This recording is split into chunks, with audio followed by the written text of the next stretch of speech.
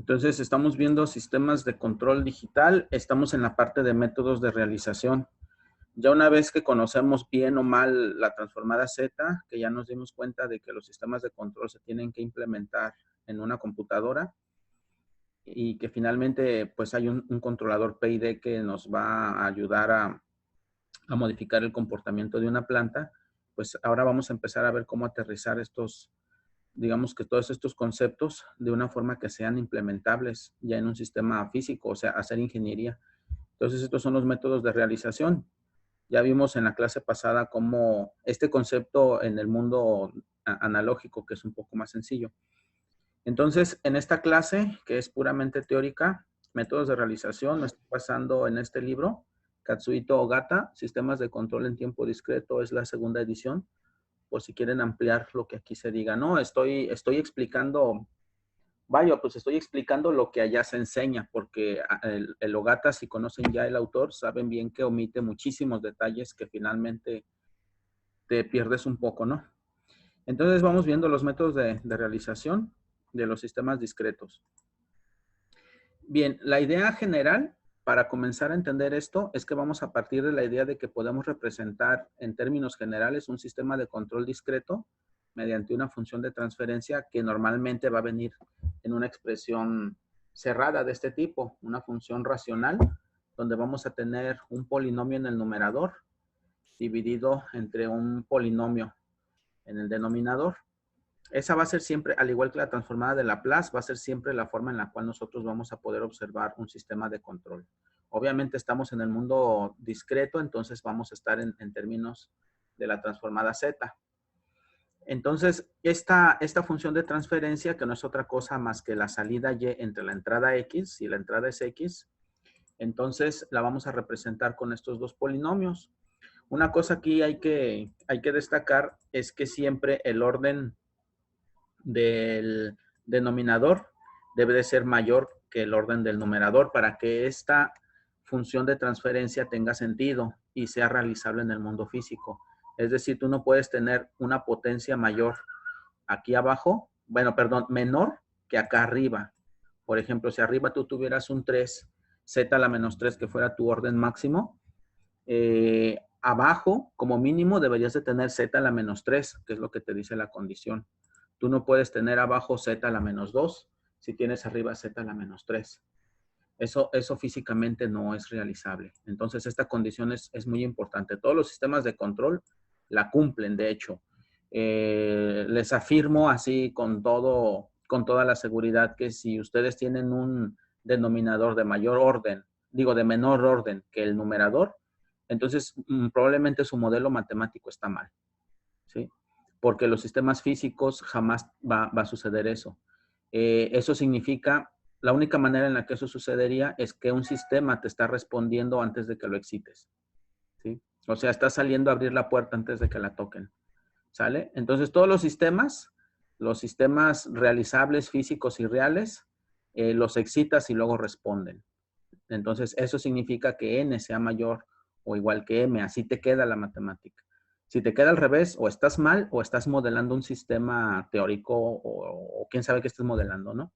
Entonces, eso implica n mayor o igual que m, que se ve ahí tan inocente y que quizás tú ni lo tomes en cuenta en la literatura, ¿no? Pero eso significa, son sistemas que físicamente la salida responde después de que la excitaste. Cuando te sale al revés, cuando n es menor que m, lo que estás indicando es que la salida está respondiendo antes de que la excites y eso no es posible, ¿no? Entonces, parte de la idea general también es qué significa un retardo. Acuérdense que el operador z no es otra cosa más que un retardo en el tiempo de las funciones de delta de Dirac que están trasladadas en el tiempo, son retardos. Entonces, z a la menos 1 es un retardo de una unidad de tiempo. ¿Qué significa eso? Pues si lo ves desde un punto de vista discreto, si tú lo excitas con una entrada x de k y pasa por el retardo, pues a la salida lo que vas a tener es esa misma entrada, pero retardada, recorrida en el tiempo, una unidad. ¿Sí? Simplemente tienes un pulso, le das un pulso x de k y se te va a recorrer en el tiempo, se va a desplazar. Y si lo ves ya desde la función de transferencia, desde la función z, por propiedades de transformada z, que esas no las alcanzamos a ver aquí en el curso, pues es demasiado. Si tú un operador o una función x de z la pasas por un operador, esto es equivalente por propiedades de transformadas a tenerlos como un producto, ¿no? La x de z no se altera, nada más tienes el retardo como un coeficiente. ¿Vale? Esta es una propiedad bien importante que se puede demostrar y viene en el libro de Ogata.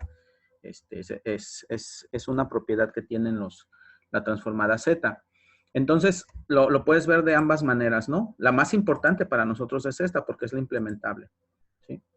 Entonces, otra manera de verlo es que la entrada anterior, esta es la entrada anterior, pues no es otra cosa más que la entrada actual que pasó por un operador de retardo. Bueno, entonces, ¿cómo programamos esto? ¿Cómo programamos G de Z? Existen tres formas bueno, no es tres, son cuatro formas. Existen cuatro formas de realizar o implementar una función de transferencia en Z. La programación directa, la programación estándar, la serie y la paralelo. Vamos a ver las dos primeras, ¿no? La demás se puede revisar en la literatura, pero vamos a ver las dos primeras para que nos sirvan de marco para seguir avanzando, ¿no? Entonces, la programación directa, pues es tal cual, agarrar la función de transferencia y reordenarla. Entonces, la función de transferencia anterior, G de Z, aquí la vuelvo a poner, de nuestro posible controlador o de nuestra forma general de un controlador, la vamos a empezar a procesar, le vamos a hacer un poco de álgebra. Yo voy a hacer todo el numerador, lo voy a multiplicar por y de z, lo voy a pasar al lado izquierdo multiplicando, y mi x de z la voy a pasar al lado derecho también multiplicando, como se ve en esta operación, ¿sí? Todo el denominador lo pasé multiplicando para y la x la pasé multiplicando para el numerador, como se ve aquí. Si algo no queda claro, por favor, interrúmpanme. Una vez que tengo yo esta representación, pues simplemente hago la multiplicación y de z por 1, y de z por a1, z a la menos 1, aquí lo tengo. Estoy multiplicando la y por todos los elementos internos y también la x por todo el polinomio, ¿sí? Y me queda como esta expresión que tengo yo aquí abajo. Entonces, a partir de aquí, pues a mí me interesa la salida y la salida es y. Aquí la tengo. La salida y de z la despejo, paso todo este lado, ¿sí? Que está sumando, lo paso restando para el otro lado, ¿sí? Que me queda así restando. Y pues el lado derecho de arriba me queda igual, que está aquí abajo. ¿Sale? Entonces, ya tengo yo la salida. La salida, en términos de los polinomios, no es otra cosa más que la sumatoria de todos estos términos, ¿sale? Recordando, pues estoy partiendo de la función de transferencia general, nada más le estoy dando otra representación. Entonces, a partir de aquí, la forma directa me dice, ya a partir de aquí construye un diagrama de bloques donde tengas los coeficientes A como ganancias, tengas los retardos y tengas las funciones. Entonces, construimos un diagrama de bloques que es el siguiente, ¿sí? Entonces, la y de z, de hecho, la puedo repetir aquí para verlo. Este sería el diagrama de bloques que tendríamos nosotros de la ecuación. Esta ecuación está representada de este diagrama de bloques, ¿sí? Donde te dice la y de z la vas a obtener en este punto. ¿Y qué es? En este punto que obtienes, pues es una sumatoria. Estás sumando varios términos. ¿Cuáles estás sumando? Todos los términos b por x. Entonces, en estas flechas aquí, tienes todos los términos de b por x, que es la entrada. X por b de 0 llega a este punto. X por b de 0 es este punto. Más x por b1. X por b1, pero está pasando por un retardo, que es este elemento. Este primer retardo está aquí y aquí tienes X retardada por B1, ¿sí? Y luego X por B2 pasa por un retardo de orden 2. El retardo de orden 2 pues lo tienes al meter dos retardos de orden 1. Si se fijan, no hay retardos de orden 2. Son puros retardos de orden 1. Nada más que la señal va pasando. X de Z se retarda una vez, se retarda dos veces, se multiplica por B y llega a este punto de suma. Y así sucesivamente, ¿sí? Hasta BM, como lo muestra aquí. donde tienes un retardo de orden M. Entonces tendrías M retardos, M operadores de retardos. ¿Sí? Y entonces aquí en este punto, tú tienes toda esta sumatoria. Esta primera sumatoria de B0 hasta BM está en este punto. ¿Sí? La otra parte, que son negativos, pues la tienes de igual manera. Toda esta parte, los negativos, todos los negativos de A por Y. ¿Sí? Como la Y la tienes ya aquí a la salida, entonces esa Y la retardas una vez y la multiplicas por A1. Permítanme un segundo.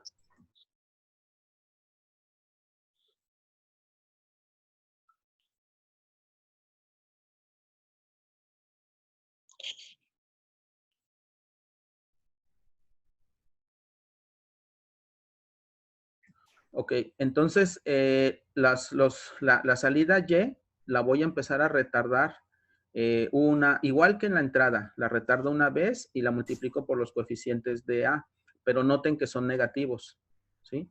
Son negativos. Entonces, todos estos mecanismos de retroalimentación los estoy pasando por los operadores de retardo, que insisto, son de orden 1, ¿sí? ¿Cuántos operadores de retardo voy a tener aquí?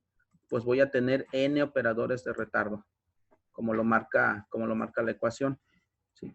Entonces, finalmente, noten que la salida es en este punto. La suma de los coeficientes B por la entrada menos la suma de los coeficientes A por la salida. Y esta sería la programación directa, que es implementar, pues con muy poca álgebra, la función de transferencia. ¿Hasta ahí estamos bien? Sí. Ok. Bueno, esto, fíjense que al final de cuentas, esto lo tenemos que programar en una computadora, o sea, en el microcontrolador. Vamos a tener que programar los coeficientes. Los coeficientes no son otra cosa más que los números que probablemente vengan de una cuantización del convertidor analógico digital. Hay un error de cuantización, obviamente. Ese error de cuantización se va a propagar por la función de transferencia. Y los retardos de Z, pues lo más seguro es que los tengamos que implementar con el timer 0 o con el timer 1, bueno, con un timer. Pero el timer es muy preciso porque tenemos un reloj, acuérdense, muy preciso de cristal. Pero lo que no es tan preciso son los coeficientes, los Bs, los B0, los B1, los B2. Acuérdense que esos tienen un error de cuantización. Y ese error de cuantización, pues es mayor cuanto menor sea el número de bits del ADC. Entonces se dice que los diagramas son sensibles a los coeficientes. Y hay arreglos en el cual, o implementaciones o realizaciones en el cual se hace menos sensible a los coeficientes. Por eso existen varias formas de implementar un diagrama de este tipo. Entonces, cuando revisan el Katsuhito Gata, ese es el criterio. ¿Por qué proponemos otras estructuras diferentes? Esa es una razón, la sensibilidad de los coeficientes por los errores de cuantización. Otra razón es que si se fijan, nosotros tenemos aquí varias unidades de retardo. Y al final eso es programación y eso es memoria del microcontrolador. Entonces, una manera de optimizar esto es que, digamos que reusemos los bloques de retardo, porque los bloques de retardo al final están ahí programados, ¿sí? Y los podemos reutilizar. Entonces, la siguiente configuración, que es la programación estándar o la realización estándar, reutiliza los elementos de retardo, porque insisto, al final estos van a estar programados en los timers, ¿sí? Y si los estás repitiendo para calcular los diferentes términos, pues estás utilizando memoria del microcontrolador y probablemente sea un programa muy complejo para implementarlo. Entonces, en la siguiente configuración, la estándar, se pretende disminuir el número de elementos para reducir la carga computacional, como los menciono, al programar el controlador. Entonces, ¿cómo se hace esto? Bueno, nuevamente se parte del mismo controlador, GDZ, de su misma estructura base, y se simplifica como lo explico a continuación. Aquí se va a hacer un truquito medio extraño, ¿no? De esos que tú dices, ¿y cómo se le ocurrió al que hizo esto, no? Es de esos truquitos. Entonces, tienes la función de transferencia y primero la vas a separar como un producto. El numerador lo pones aquí y el denominador lo pones acá. Y pues eso es válido, ¿no? Algebraicamente no hiciste más que mover el numerador a un lado y los pusiste como producto. Hasta ahí todo bien, ¿no? Pero a continuación, la parte izquierda esta de la función de transferencia la vas a multiplicar por una función auxiliar HDS, ¿sí? Que es una función auxiliar que nos va a ayudar a construir la implementación. Es como una función intermedia. Y para no alterar y sobre x, la vamos a multiplicar y a dividir por h para que tenga un efecto de multiplicar por 1, ¿sí? Entonces, y sobre x, como está aquí, lo que haces es que la multiplicas por h, por arriba, como está aquí en verde, y la divides por la misma h, ¿sí? Como está aquí abajo. Entonces, pues eso al final de cuentas, algebraicamente no hice absolutamente nada, ¿verdad? Porque estos términos se cancelan, pues es 1. Y sigues teniendo y sobre x, como estaba originalmente, lo sigues teniendo ahí, ¿sí? Entonces, al final, no hice absolutamente nada más que un truco algebraico. Entonces, ya una vez que tengo yo esta representación, que al final de cuentas es y sobre x, pues lo asocio al polinomio como lo tenía allá arriba. Eso no lo modifico, ¿sí? Entonces tengo ya esta representación. Y a continuación hago la asociación. Lo que está en amarillo, lo asocio con lo amarillo y lo que está en verde con lo que está en verde, como ahí lo resalté. Y esto es válido porque si tú tienes que A por B es igual a C por D, pues hay un axioma ahí muy básico que entonces A es igual a C y B es igual a D, ¿sí? Hay un axioma ahí muy básico que enseñan, creo que en el kinder o no sé dónde enseñan esas cosas tan elementales, pero bueno, que casi intuitivamente las sabes. Entonces, haciendo esta asociación, pues te vas a la ecuación 1, ¿sí? La ecuación 1 te dice y sobre h pues es la parte amarilla, y h sobre x, que es la parte verde, la tienes aquí representada, ¿sí? Entonces, la función de transferencia original ya la partiste en dos. La parte del numerador ya lo extrajiste y la parte del denominador también ya las extrajiste y las tienes como, siguen siendo funciones de transferencia, aunque ahorita tienes esta variable dummy o esta variable auxiliar que todavía no sabes exactamente qué es. Ahorita vamos a saber qué es. Por eso les decía que es un truquito así de esos que no sabes cómo se le ocurrió al que primero diseñó esta representación, ¿no? Entonces, una vez que tienes 1 y 2, entonces la reescribes. Simplemente la 1 vuelves a multiplicar todo por la 1. Multiplicas todo, ¿no? La h la pasas multiplicando por todo el polinomio, ¿no? H por B1, por B2, por B0, hasta Bm, que es como lo tienes aquí, ¿sí? Entonces, y es igual a B por h. Y obviamente por los operadores de retardo. Tienes la ecuación 3, pero ya tienes la salida, ¿sí? La salida ya la tienes en términos de este polinomio, pero sigue estando aquí la h, que no sabemos exactamente qué es. Entonces, la vamos a obtener de aquí de la ecuación 2. Vamos también a multiplicar x para arriba, x por 1, y todo este polinomio del denominador lo vamos a multiplicar por h, que eso es lo que sigue aquí, ¿sí? Entonces, x por 1 me queda x y todo el denominador lo multiplicamos por h. Simplifico haciendo el producto y me queda h por A1, Z menos 1H, etcétera, y me queda igual a X, y de aquí yo ya sé que es H, ¿sí? Entonces H yo lo despejo y me queda en términos de la entrada. Y esa es la ecuación 4. Entonces yo ya tengo una ecuación de la salida, ¿sí? Que me está relacionando la H, y yo tengo aquí ya la H también explícita, que la puedo meter aquí, donde está en términos de la entrada X. ¿Sí?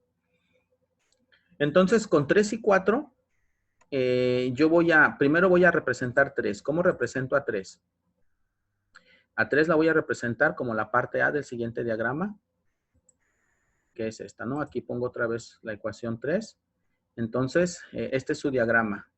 La Y, que está aquí a la salida, es igual a una suma. O sea, incluso hasta para dibujarlo hay que pensar en eso, ¿no? Primero, la Y es una suma y pones el símbolo de suma. ¿Qué se está sumando? Pues los coeficientes B. B0, B1, B2, B3, B4, pues ahí los pones. B0, B1, B2, etcétera, ¿no? Y a ese B0, la primera parte, pues se multiplica por H, que es esta variable auxiliar. Entra H, B0 y se suma. Y luego se retarda una vez H, que es esta primera parte. Se retarda una vez H, se multiplica por B1, se retarda 2 veces H y se multiplica por B2, ¿sí? Se retarda M veces H y se multiplica ahí por BM, que sería esta parte, ¿sí? Y ahí finalmente yo ya tendría mi salida Y. Entonces, acuérdense, una propiedad muy importante, H de Z por Z a la menos 1, ¿sí? Esta representación en el tiempo no es otra cosa más que como arrancamos, ¿eh? Acuérdense, si yo tengo una función multiplicada por un retardo, es el equivalente en el tiempo a tener una señal retardada, ¿eh? No se nos olvide esto, porque al final esto es lo que ve el microcontrolador. Esto no, esto es para nosotros hacer análisis. Esto no se programa, lo que se programa es esto, las salidas y las entradas reales. Entonces los términos z a la menos 1, x de z, realmente son esto, ¿eh? No se les olvide eso. Entonces, esta ecuación yo ya la tengo en este diagrama, que si se fijan va hacia adelante, ¿no? Para obtener la y, estos términos van hacia adelante. La ecuación 2, la ecuación 3, la ecuación 4, perdón, esta fue la 3.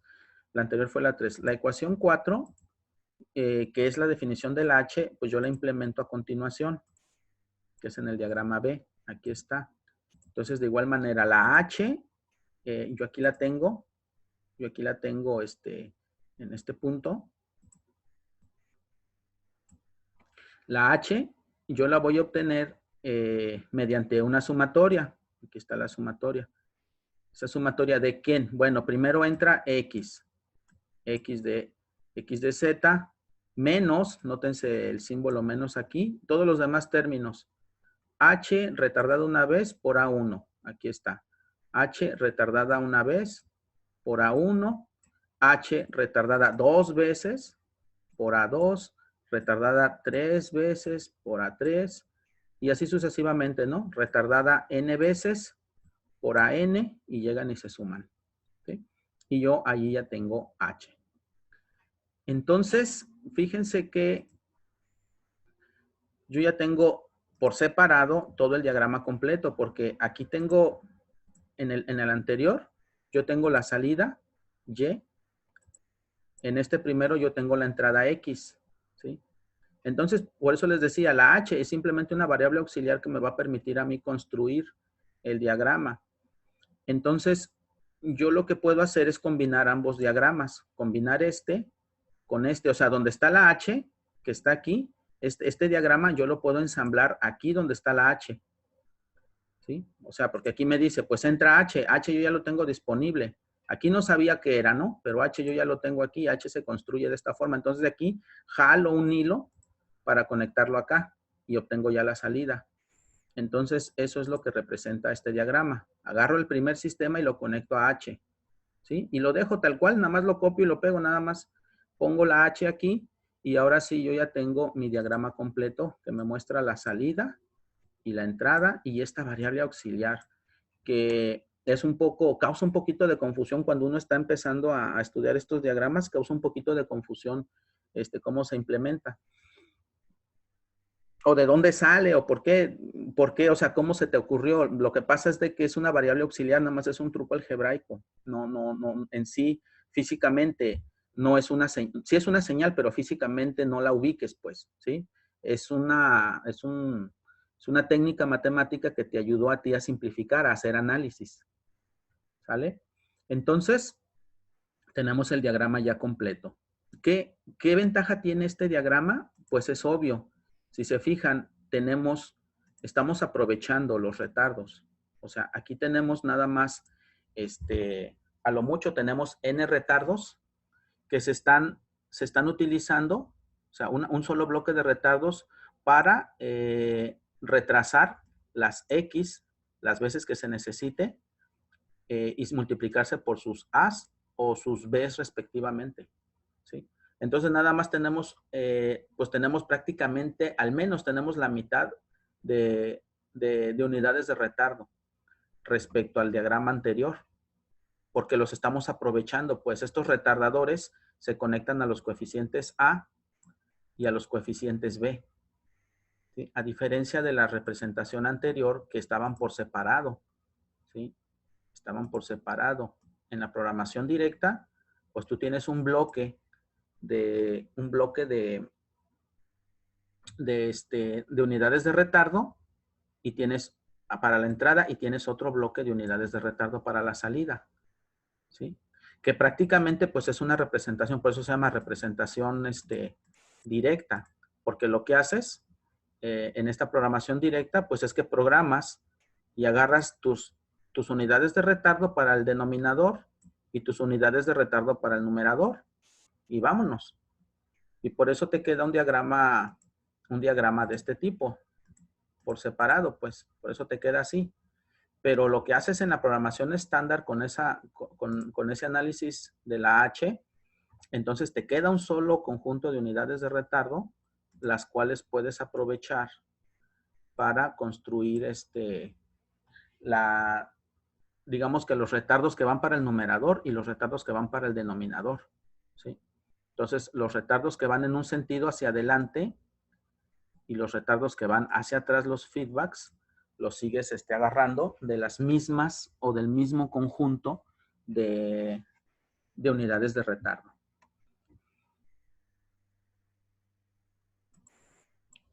¿Qué es lo que tenemos aquí? Pues tenemos entonces un diagrama que es un poco más sencillo de implementar. Esta representación es más sencilla de programar que la primera. La primera pues es, como dicen, es de interés académico conocerlo porque podemos obtener las demás. Entonces, como les comentaba, hay otras representaciones. Están las representaciones, ¿dónde lo puse? Aquí. La serie, que la serie no es otra cosa más que descompongas la función de transferencia en funciones de transferencia en serie. Funciones de transferencia, digamos, parciales. Que tú tengas la representación serie, lo que hace, lo voy a poner aquí, no lo vamos a ver ya con más, para seguir avanzando, ¿no? Déjenme ver, aquí está. Lo que tienes tú en la representación, déjenme ver, en la programación serie, la idea es la misma, ¿no? O prácticamente la misma. En la programación serie, lo que se busca es que a partir de una función de transferencia que tenemos nosotros G de Z, nosotros tenemos G de Z, entonces se busca llevarla a una serie a un producto de funciones de transferencia, ¿sí? Es decir, que esta G de Z yo la pueda representar, no es cierto, así no. Yo la pueda representar como G1, aquí lo tengo, aquí está. Como una conexión en cascada, pues. G1 de Z,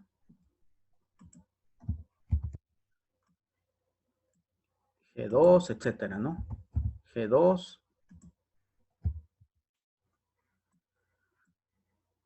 G3.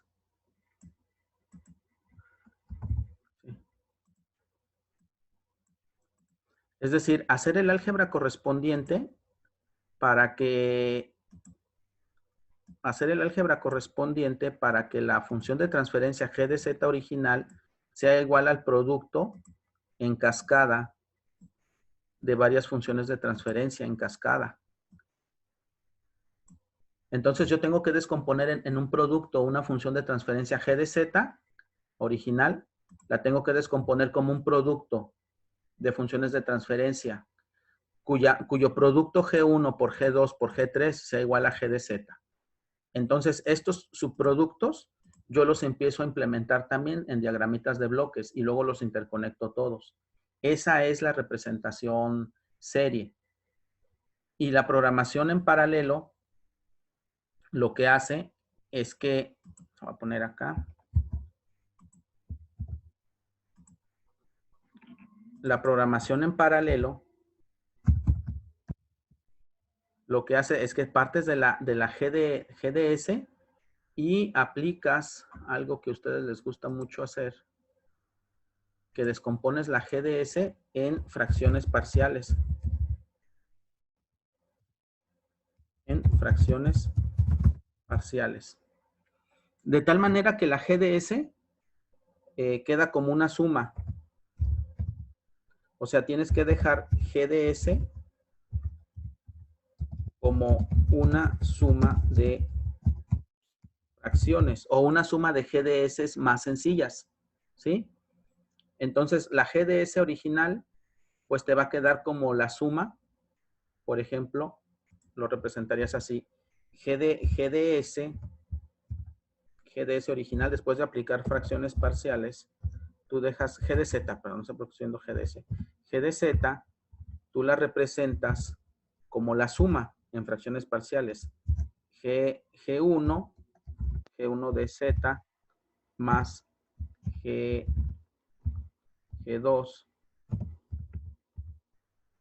de Z, etcétera, ¿no? Acuérdense que dependiendo de la complejidad de la G de Z, pues es la cantidad de fracciones parciales que nosotros podemos encontrar. Y pues la programación paralela pues es obvia, ¿no? En lugar de tenerlas en cascada como aquí, pues las tienes en paralelo, porque es una suma. Entonces tú tienes la G1, la G2 y la G3. Las tienes todas en suma. Y al final resuelves parcialmente cada una de ellas y las sumas para obtener la función de transferencia completa. Entonces, sumas todas, ¿no? Las que te hayan quedado. Yo puse aquí 3, pero pueden ser más o mínimo pueden ser 2. G1, G2 y G3.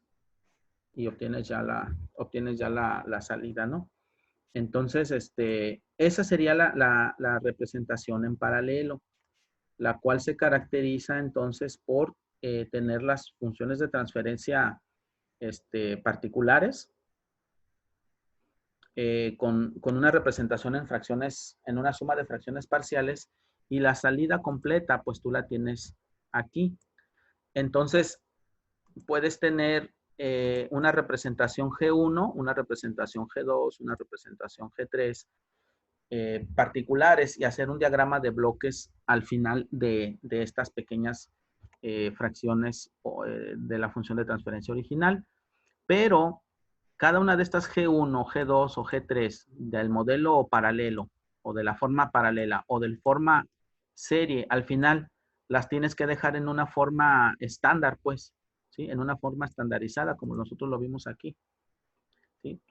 Pero te ayuda a hacer una implementación más, puede ser que desde un punto de vista de programación sea más fácil programar tus fracciones parciales, sencillas, a programar un solo diagrama que luzca como esto, ¿no? Imagínate la función de transferencia que sea de orden 7. Entonces te queda un enorme monstruo, pues, en términos de programación, pues a lo mejor mediante funciones mandas llamar, tú resuelves las fracciones parciales de esa función más compleja y puedes optimizar recursos computacionales. ¿Sí? Entonces, esta sería la programación en paralelo. Por eso a mí me interesaba ver las dos primeras, que son las realizaciones directa y la realización estándar. Entonces, una vez que conocemos los pormenores de estas realizaciones, vamos a regresarnos nuevamente para ver cómo podemos implementar el control PID, cómo lo podemos realizar, que sería pues lo que ya vamos a ver el día de mañana. Entonces, ahora el PID, ¿cómo lo vas a realizar? Dado que tienes una función de transferencia de esta forma, pero que nosotros al ponerlo en transformada Z, pues nos queda una función polinomial, de una función racional, de un numerador entre un denominador, y ahora vamos a ver cómo lo realizamos, ¿sí? ¿Cómo lo vamos a realizar? Y pues eso sería el tema de mañana. ¿Sale? Nos quedan algunos escasos minutos. No sé si hay alguna duda para ya no abrir otra sesión de preguntas y respuestas. ¿Quieren que revisemos algo? Profe, Sí. entonces, ¿la programación estándar es la que se va a utilizar? ¿Todas recaen a eso? ¿O cuál es la programación más óptima, la que vamos a usar? Mira, no hay diferentes enfoques. Todo va a depender de la complejidad del controlador y del sistema enlazo cerrado. El chiste es de que conozcas los recursos y de que le entiendas, pues, pero la mayor parte de las implementaciones recaen en esta estructura, en una estándar. Pero puede ser que hagas algunos ahí, algunos arreglos. Por ejemplo, si descompones la función de transferencia de forma serie, pues puede ser que te convenga representar de alguna forma la G1 y de alguna otra forma la G2, ¿sí? Al final, lo que se pretende es optimizar recursos. Esto es lo que se necesita. Utilizar menos unidades de retardo para, porque te digo, al final tienes que estar mandando llamar a los timers. Y esto aunado a que los timers se mandan llamar, como estamos trabajando con series de tiempo, series discretas, lo tienes que estar mandando llamar cada determinado intervalo dado por el sample time, la frecuencia de muestreo. Cada que tú mandas llamar las funciones de transferencia, las tienes que refrescar en cada instante de muestreo. Entonces, esto lo vas a mandar a hacer por servicios de interrupción. Entonces, para que nos quede un poco más sencilla la programación y más manejable, se supone que tú representas tus funciones de transferencia, las realizas de una forma estándar, aunque eso no evita que tú puedas hacer algunos truquitos aquí con las funciones de transferencia parciales, si es que la programas en serie o si es que la programas en paralelo. Otra cosa es que la programación en paralelo y la programación en serie tienen diferente sensibilidad a los coeficientes. O sea, si tú traes un error de coeficientes, puede ser que ese error se te cargue mucho por haberlo hecho de una forma serie, o puede ser que ese error se te cargue mucho por haberlo hecho de una forma en paralelo. Ahí lo podríamos ver desde un punto de vista teórico, pero nos vamos a perder, ¿no? Yo creo que eso ya es en la práctica. Ver cómo los errores de cuantización del convertidor de digital a analógico te pueden a ti en un momento dado alterar tu sistema y hacer que traigas más error, ¿sí? Entonces, por eso ya necesitamos irnos a la parte práctica, ¿no? Pero necesitamos primero conocer esto. ¿Sí? ¿Algo más? Bueno, entonces, subo al YouTube la presentación, ahí la vuelven a revisar, ¿no? Para mañana vemos la realización ya del controlador PID. Ok, gracias, profesor. Sale, cuídense, nos estamos viendo. Dale, gracias. Igualmente. Mañana, bye. Bueno, maestro, sale.